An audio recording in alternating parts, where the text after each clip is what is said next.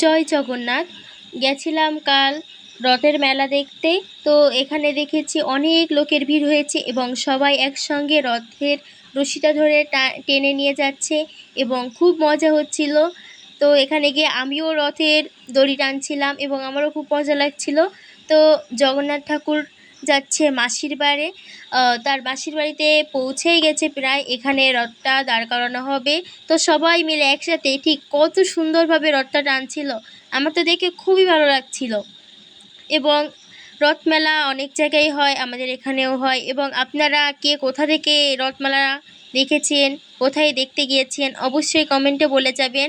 এবং কথা বলতে বলতে জগন্নাথ ঠাকুর কিন্তু মাসির বাড়ি প্রাঙ্গণে চলে এসেছে।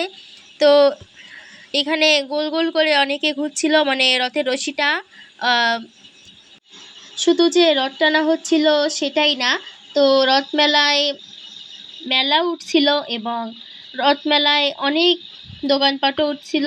সেখানে আমার তো রথের মেলা দেখতে খুবই ভালো লাগে। এবং আপনাদের কার কার রথের মেলা দেখতে খুব ভালো লাগে অবশ্যই কমেন্টে বলে যাবেন।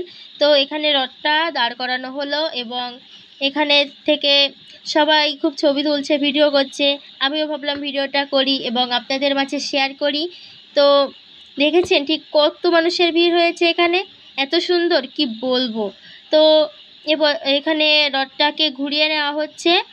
তারপর এই রথটাকে এখানে দাঁড় করানো হবে। এটা হচ্ছে নিমতলা বলে এখানে, সেই নিমতলায়।